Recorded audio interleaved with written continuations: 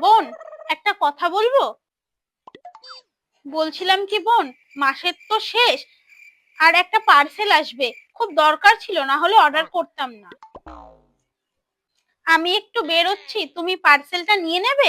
আমি তোমাকে পয়সা দিয়ে দেবো, তোমার দাদা পাঠালেই দিয়ে দেবো। ও কোনো পার্সেল রিসিভ করতে পারবে না। টাকার কি গাছ দেখেছো নাকি? না মা, আপনি ভুল বুঝছেন, আমি দিয়ে দেবো, আপনার ছেলে টাকা পাঠালেই দিয়ে দেবো। আমি কোনো ভুল বুঝছি না। পার্সেল আসবে তাই কি হয়েছে? পার্সেল ক্যান্সেল করে দাও। এই মাসে নেওয়ার কোনো দরকার নেই, সামনের মাসে যখন বাবু টাকা পাঠাবে তখন নিবা। যাও তো যাও, যত সব ন্যাকামি।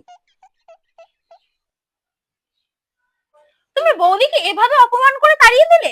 ওর দরকার ছিল বলেই তো অর্ডারটা করেছিল। আর আমি অর্ডারটা নিলে কি এমন প্রবলেম হতো? তুই একদম চুপ কর। ওর যদি অর্ডারটা করার এতটাই দরকার ছিল, বাবু টাকা পাঠাতো তারপরে অর্ডারটা করতো। এইভাবে যদি চলতে থাকে না, তোমার বৌদি আমার বাবুটাকে একবারে ফতুর করে ছাড়বে। ঠিক আছে।